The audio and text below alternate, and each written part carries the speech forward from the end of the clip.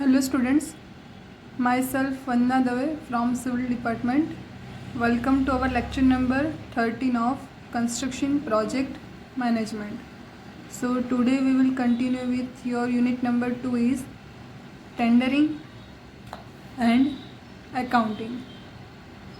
So previous lecture के अंदर हमने what is the contract क्या है, उसके बाद टाइप्स ऑफ कॉन्ट्रैक्ट देखे थे, उसके बाद व्हाट इज़ द टेंडर और टेंडर नोटिस को भी डिफ़ाइन किया था, उसके बाद ईएमडी एंड एसडी यानी कि earliest money deposit and security deposit दोनों को डिफ़ाइन किया था। क्लियर। तो आज के लेक्चर में हम सबसे पहले देखेंगे कि difference between departmental execution and contract system. तो इन दोनों का डिफरेंस क्या है वो सबसे पहले हम देखेंगे। तो अगर मैं सिंपल लैंग्वेज में आपको बताऊँ तो डिपार्टमेंटल एग्जीक्यूशन क्या है और कॉन्ट्रैक्ट सिस्टम क्या है।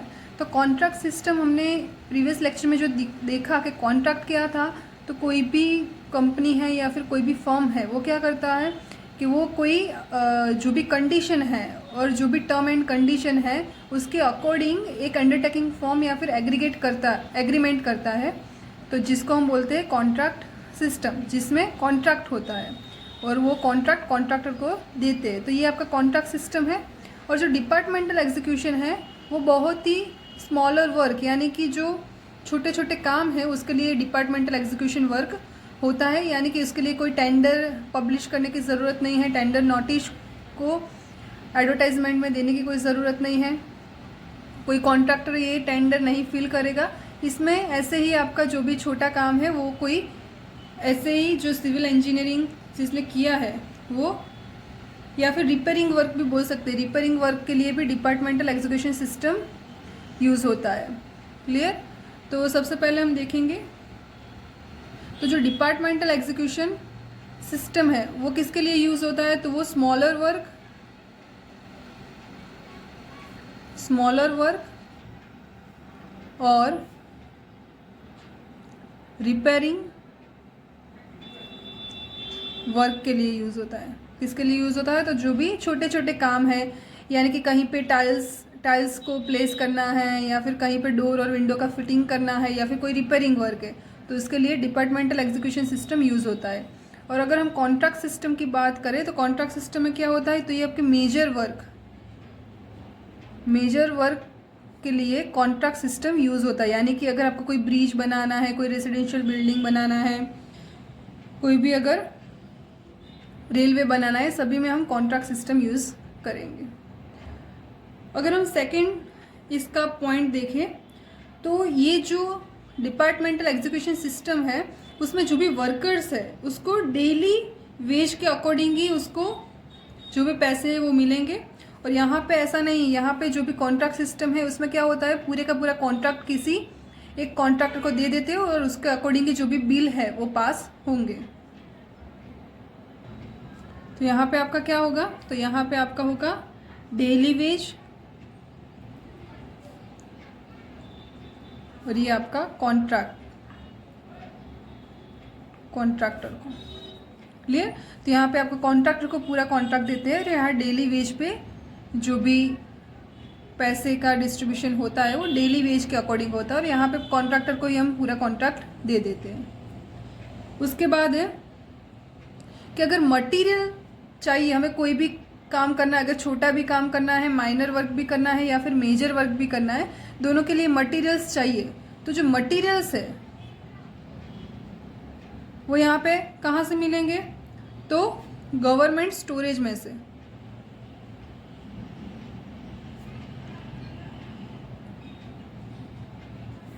क्लियर। और यहाँ पे जो मटेरियल है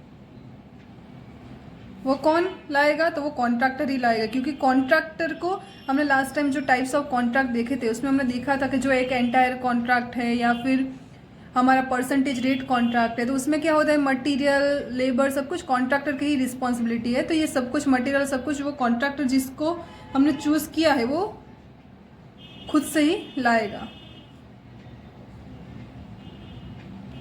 उसके बाद नेक्स्ट है कि यहाँ पे जो एक्सपर्ट एडवाइस है वो अवेलेबल नहीं होगी। यानी कि ये बहुत ही माइनर वर्क है, यहाँ पे कोई एक्सपर्ट एडवाइस की ऐसी कोई ज़रूरत नहीं है। तो अगर मैं लिखूँ यहाँ पे तो एक्सपर्ट एडवाइस नहीं होगी इस सिस्टम में।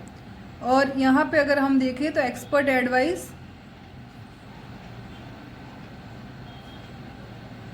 होगी, क्योंकि यहाँ पे हमें क्या करना है, हमें कोई अच्छा कंस्ट्रक्शन बनाना है, जैसे कि रेजिडेंशियल बिल्डिंग बनाना है, तो उसका जो भी एलिवेशन कैसा होगा, इस सभी के लिए हमें एक्सपर्ट एडवाइस तो चाहिए। उसके बाद नेक्स्ट है ये जो पूरा जो सिस्टम है डिपार्टमेंटल एग्जीक्यूशन सिस्टम, ये हम कोई कॉन्ट्रैक्टर को फुल्ली कॉन्ट्रैक्ट के रूप में नहीं देते। तो यहाँ पे क्या होता है कि अगर आपका जो मटेरियल है, मटेरियल रेट है, उसमें अगर कोई चेंजेस हुआ तो आपका जो पूरा जो वर्क है उसमें भी चेंजेस होगा, क्योंकि ये आपका मटेरियल रेट डायरेक्टली आपका डिपेंड करेगा आपका जो भी कंस्ट्रक्शन वर्क है उसके ऊपर। लेकिन यहाँ पे ऐसा नहीं होगा। यहाँ पे क्या होगा कि अगर आपका मटेरियल रेट बढ़ भी गया तो भी आपका जो कॉन्ट्रैक्ट सिस्टम है उसके अंदर कोई प्रॉब्लम नहीं होगा, क्योंकि जो कॉन्ट्रैक्टर है उसने पहले से ही वो रेट फिल कर दिए अकॉर्डिंग टू दिस टाइम। जो भी टाइम है उसके अकॉर्डिंग उन्होंने जो भी पैसे लिखे होंगे टेंडर के अंदर, वहीं यहाँ पे मटेरियल रेट होगा। तो अगर मार्केट में आफ्टर 2 ईयर्स अगर प्राइस बढ़ भी गया तो भी कोई प्रॉब्लम नहीं आएगा कॉन्ट्रैक्ट सिस्टम के अंदर। लेकिन यहाँ पे जो मटेरियल रेट चेंज होगा तो वो डायरेक्टली प्रपोज करेगा आपके डिपार्टमेंटल एग्जीक्यूशन सिस्टम को, यानी कि इसमें अगर चेंजेस हो गए तो इसमें भी चेंजेस हो गए। लेकिन यहाँ पे ऐसा नहीं है, मटेरियल रेट अगर चेंज हो रहा है तो यहाँ पे आपके कॉन्ट्रैक्ट सिस्टम में कोई भी प्रॉब्लम नहीं होगा, क्योंकि कॉन्ट्रैक्ट में पहले से ही जो रेट फिल किए है वही रेट आपका एज इट इज़ रहेगा। उसको रिसेंट जो भी प्राइस चल रहा है मटेरियल का उससे कोई इसका लेना देना नहीं है। क्लियर? तो ये आपका है डिपार्टमेंटल एग्जीक्यूशन सिस्टम और कॉन्ट्रैक्ट सिस्टम। ये आपका एक इम्पोर्टेंट क्वेश्चन है जिसमें आपको पता चलेगा कि डिपार्टमेंटल एग्जीक्यूशन में जो स्मॉलर वर्क है या फिर रिपेयरिंग वर्क है, जो भी छोटे मोटे वर्क है वो डिपार्टमेंटल एग्जीक्यूशन के अंदर आएगा। और अगर कॉन्ट्रैक्ट सिस्टम की बात करें तो जो भी मेजर वर्क है जहाँ पे हम कॉन्ट्रैक्टर को कॉन्ट्रैक्ट देते हैं और टेंडर पब्लिश करते हैं, तो ये आपका हो गया कॉन्ट्रैक्ट सिस्टम। अभी आपका जो नेक्स्ट हम देखेंगे वो टेक्निकल टर्म्स देखेंगे।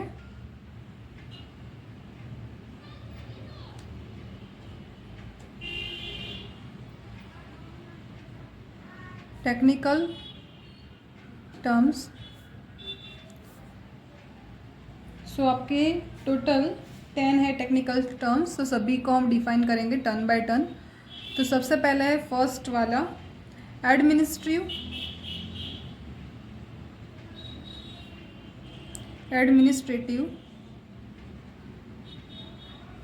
अप्रूवल। एडमिनिस्ट्रेटिव अप्रूवल, तो इसके अंदर क्या आएगा, तो आपको पता ही है कि अगर हमें कोई वर्क करना है, कोई भी हमें पब्लिक के ऊपर, अगर पब्लिक प्लेस के ऊपर कोई कंस्ट्रक्शन करना है तो हमें कोई भी जो कंपोनेंट अथॉरिटी है उससे हमें क्या लेनी होगी, तो परमिशन लेना होगा। तो इसको ही हम बोलेंगे एडमिनिस्ट्रेटिव अप्रूवल।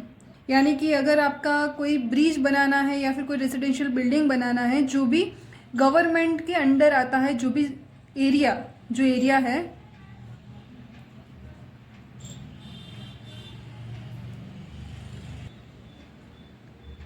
अगर वो गवर्नमेंट के अंडर आता है तो क्या होगा, तो हमें जो भी हमारा कंस्ट्रक्शन है, फॉर कंस्ट्रक्शन जो भी मैप है, मैप प्लस अप्रोक्सीमेट कॉस्ट या फिर एस्टिमेटेड कॉस्ट भी बोल सकते हैं। तो मैप और अप्रोक्सीमेट जो भी कॉस्ट है उसके अकॉर्डिंग हमें क्या करना है, कंस्ट्रक्शन के लिए जो भी कंपोनेंट अथॉरिटी है,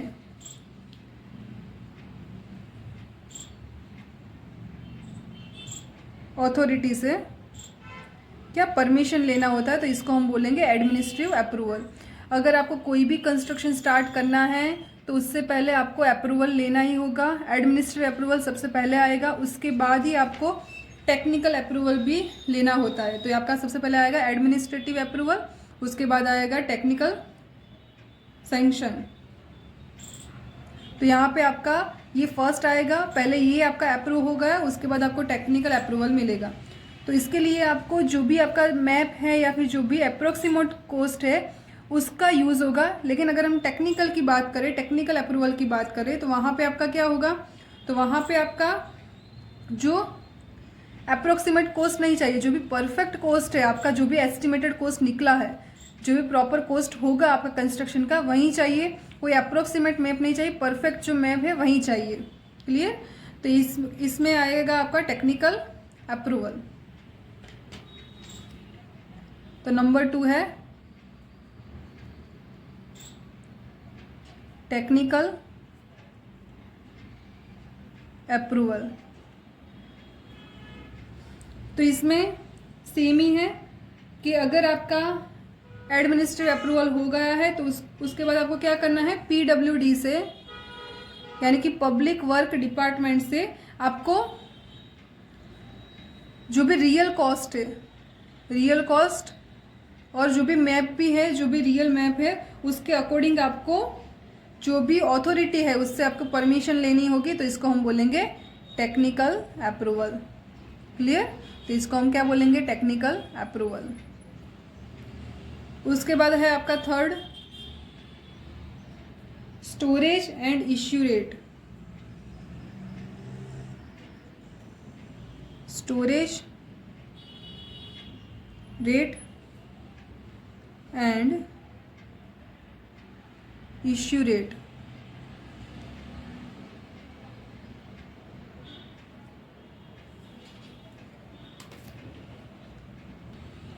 तो स्टोरेज रेट और इश्यू रेट ये आपका जो भी नाम है उसके ऊपर से आपको पता चल जाएगा कि इसके अंदर क्या आएगा। तो स्टोरेज के लिए जो भी कोई भी मटेरियल है, अगर इसको स्टोर करने के लिए इसके पास जो भी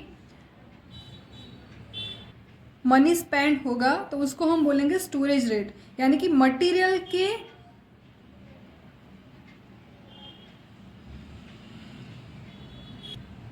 सेफ रखने के लिए, यानी कि मटेरियल स्टोरेज के लिए जो भी आप मनी स्पेंड करते हैं तो इसको हम बोलेंगे स्टोरेज रेट। और अगर हम आपने मटेरियल इश्यू कर दिया तो उस टाइम पे जो रेट लगेगा तो इसको हम बोलेंगे इश्यू रेट। तो इश्यू के टाइम पे जो रेट रहेगा उसको हम बोलेंगे इश्यू रेट। और जो स्टोरेज के टाइम पे यानी कि मटेरियल स्टोरेज के टाइम पे इसके जो भी पैसे खर्च होते तो इसको हम बोलेंगे स्टोरेज रेट। इसके बाद है नंबर 4 एडवांस्ड पेमेंट। तो एडवांस पेमेंट तो आपको वर्ड पर से ही पता चल जाएगा कि एडवांस पेमेंट क्या है। जो एडवांस में जो पेमेंट करते हैं कॉन्ट्रैक्टर को तो उसको हम बोलेंगे एडवांस पेमेंट। क्लियर? उसके बाद एक आपका जो है वो इम्पोर्टेंट एक टर्म है नंबर 5 मोबिलाइजेशन एडवांस।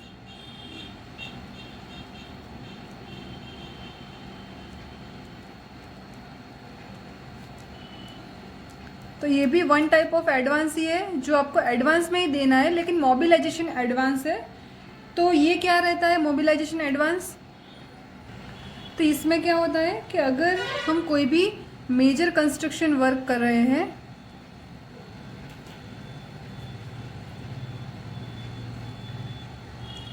कोई major construction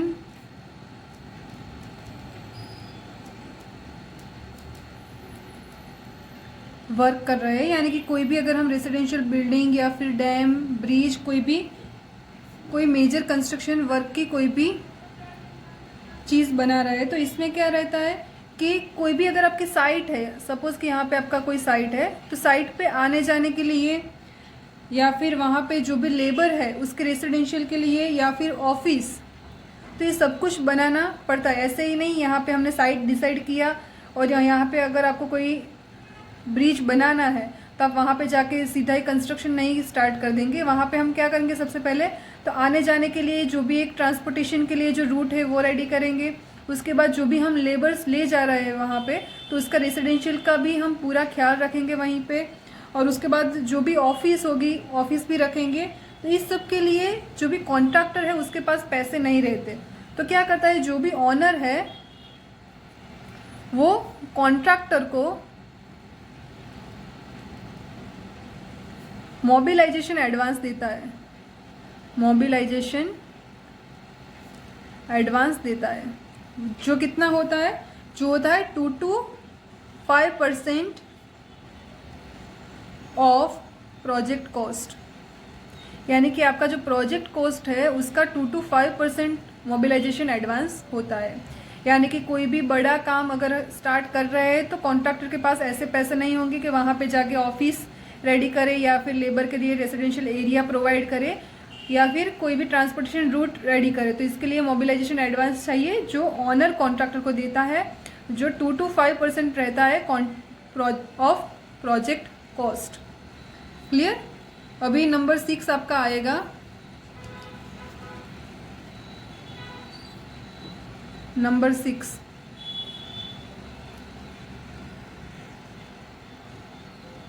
book transfer.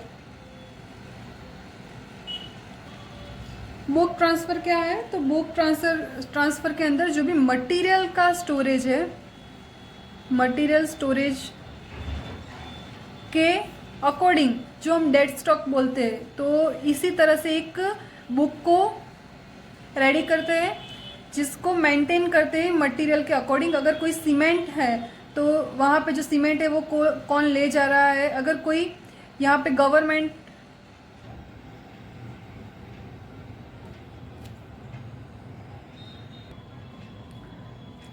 Government में कोई साइट नंबर 1 है जहाँ पे कोई काम चल रहा है और साइट नंबर 2 है वहाँ पे कोई काम चल रहा है, तो अगर यहाँ पे जो बुक है उसमें मेंटेन किया है मटेरियल, तो यहाँ पे अगर सीमेंट बैग अवेलेबल है और यहाँ पे इसको सीमेंट बैग चाहिए अर्जेंटली, तो वो यहाँ से यहाँ पर ले जा सकता है। तो जिसकी एंट्री कहाँ पे होगी, तो बुक ट्रांसफ़र के अंदर इसकी एंट्री होगी।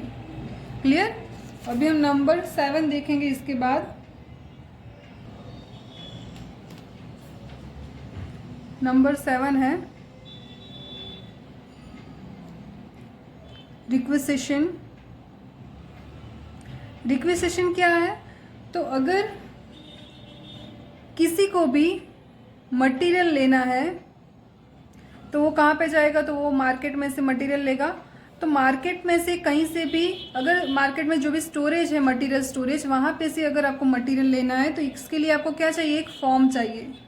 तो वो फॉर्म क्या है, वो फॉर्म ही है रिक्विजिशन। यानी कि मार्केट में से मटेरियल लेने के लिए जो फॉर्म आपको चाहिए तो इसको हम बोलेंगे रिक्विजिशन, जिसके अंदर मटेरियल नेम,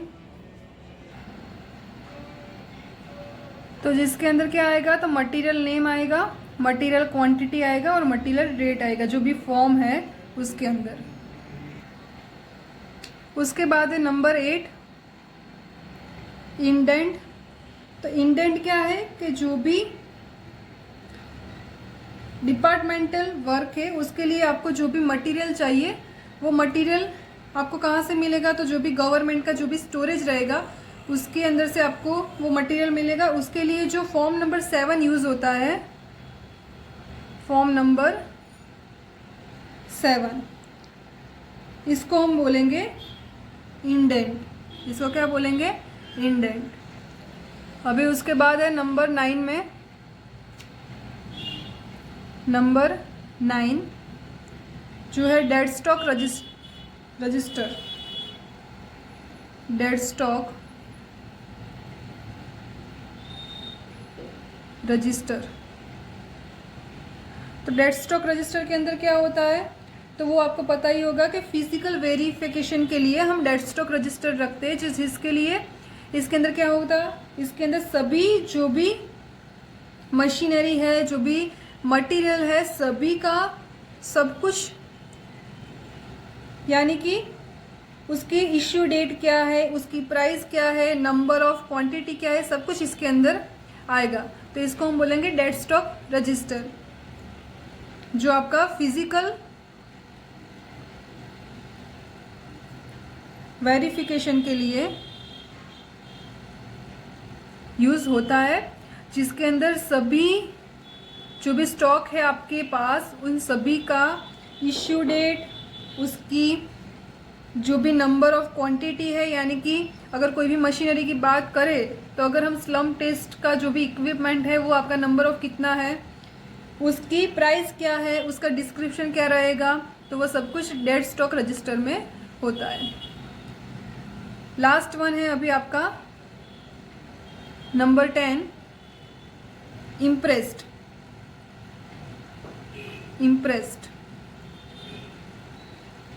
तो ये इम्प्रेस्ड क्या है? तो इम्प्रेस्ड है वो सब डिविजनल ऑफिसर है या फिर कोई असिस्टेंट इंजीनियर है, उसको जो एडवांस देते हैं तो इसको हम बोलेंगे इम्प्रेस्ड। यानी कि अगर कोई भी ना छोटा मोटा जो भी पेमेंट करना है, अगर मैं कोई आपको एग्जांपल दूँ तो अगर आपको रेलवे यूज़ किया है, आपने कोई भी कंस्ट्रक्शन के कोई भी इक्विपमेंट को या फिर कोई भी मटेरियल को ट्रांसपोर्ट करने के लिए अगर आपने रेलवे यूज़ किया है, तो आप क्या करेंगे, जो भी रेलवे का तो जो रेलवे टिकट होगी वो जो एडवांस में देते हैं तो इसको हम बोलते हैं इम्प्रेस्ड। यानी कि कोई भी अगर सब डिविजनल ऑफिसर या फिर असिस्टेंट इंजीनियर है वो कोई भी ऐसा एडवांस देता है जिसकी वजह से आपका जो भी छोटा मोटा जो पेमेंट है वो हो सके, तो इसको हम बोलेंगे इम्प्रेस्ड। क्लियर? तो ये आपके 10 टर्म्स थे। सबसे पहले हमने देखा एडमिनिस्ट्रेटिव अप्रूवल, इसके बाद देखा technical approval, storage rate and issue rate, उसके बाद हमने देखा एडवांस पेमेंट, उसके बाद देखा मोबिलाइजेशन एडवांस, उसके बाद देखा बुक ट्रांसफ़र, उसके बाद देखा रिक्वेसेशन, उसके बाद देखा इंडेंट, उसके बाद देखा डेड स्टॉक रजिस्टर और लास्ट में देखा इम्प्रेस्ड। क्लियर? तो आज के लेक्चर में हमने ये टेक्निकल टर्म्स देखे, उसके अलावा हमने देखा difference between departmental execution and contract system. So अभी हम नेक्स्ट लेक्चर में आपका कंटिन्यू करेंगे। So to be continue in the next lecture. Thank you for the watching everyone.